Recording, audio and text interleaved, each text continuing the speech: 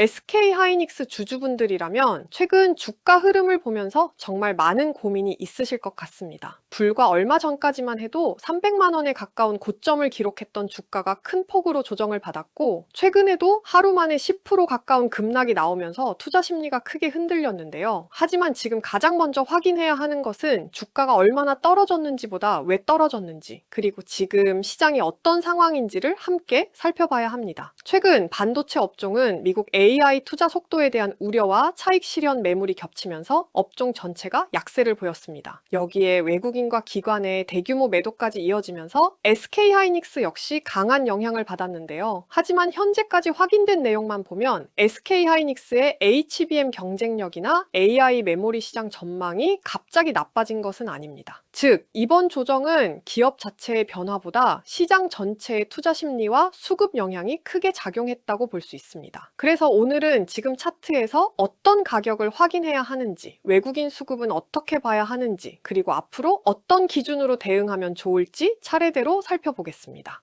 구독자 이벤트 먼저 설명드릴 건데요. 혹시 다음에 크게 움직일 종목을 찾고 계셨다면 잠깐 집중해주세요. 화면에 보이는 기업 리포트는 종목명을 일부 가려둔 상태인데요. 유튜브 정책상 영상에 공개할 수 없는 점 양해 부탁드립니다. 영상 아래 고정 댓글에 링크를 통해 간편 신청만 해주시면 종목명과 최신 기업 리포트를 무료로 받아보실 수 있습니다. 이 기업이 왜 저평가라는 평가를 받고 있는지 자료집으로 보여드리겠습니다.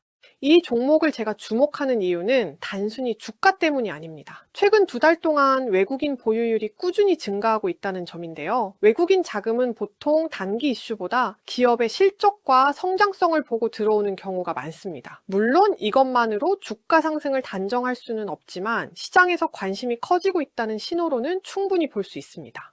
해당 저평가된 종목이 궁금하신 분들은 영상 아래 고정 댓글에 링크를 누르시면 제 채널 구독자 전용 링크가 나오는데요. 신청은 아주 간단합니다. 화면에 간편 신청 버튼 눌러주시고요. 구독자분들한테만 드리는 혜택이다 보니 구독 체크 한번 눌러주신 다음 원하시는 항목을 중복 선택으로 누르시고 다음을 눌러주시고요.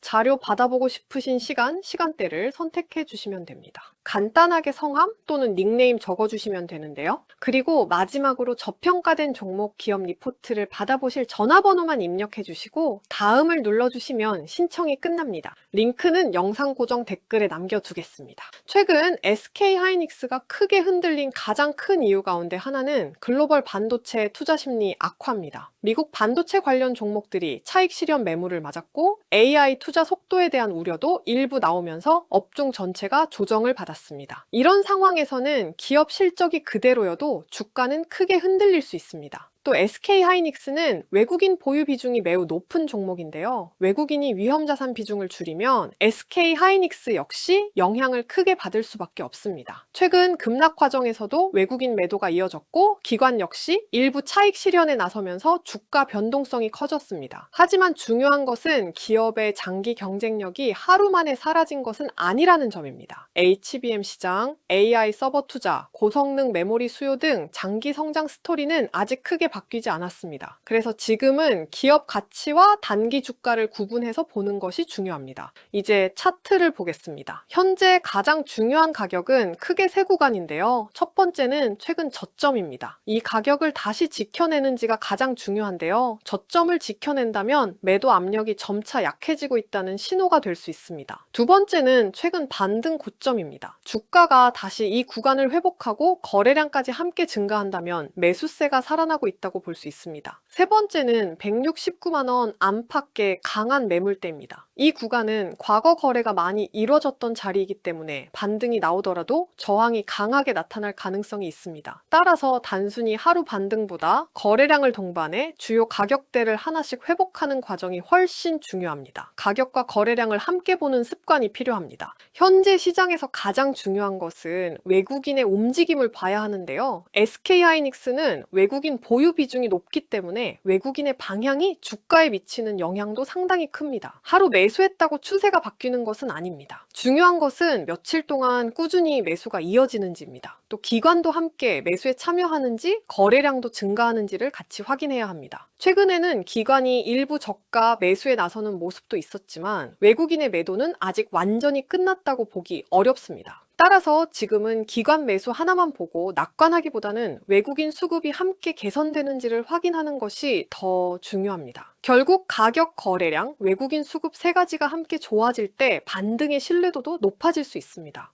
정리해 보겠습니다. 현재까지 확인된 내용을 보면 이번 조정은 기업의 펀더멘털 악화보다 시장 전체의 투자 심리와 수급 영향이 더 크게 작용한 것으로 보입니다. 다만 아직 반등이 완전히 확인된 것도 아닙니다. 앞으로 확인해야 할 것은 크게 세 가지입니다. 첫 번째, 최근 저점을 지켜내는지. 두 번째, 주요 저항 가격을 거래량과 함께 회복하는지. 세 번째, 외국인과 기관의 수급이 동시에 개선되는지입니다. SK하이닉스의 장기 경쟁력은 여전히 AI와 HBM 시장에서 높은 평가를 받고 있는데요. 하지만 좋은 기업이라고 해서 주가가 항상 바로 오르는 것은 아닙니다. 시장 수급과 투자 심리에 따라 단기 변동성은 언제든 커질 수 있습니다. 그래서 지금은 무조건 낙관할 자리도 무조건 공포에 빠질 자리도 아닙니다. 가격과 거래량, 외국인 수급, 미국 반도체 시장의 흐름을 함께 확인하면서 차분하게 대응하는 것이 가장 현실적인 전략이라고 생각합니다. 앞으로도 SK하이닉스에 의미 있는 변화가 나타나면 핵심만 빠르게 정리해서 전해드리겠습니다. 끝까지 시청해주셔서 감사합니다.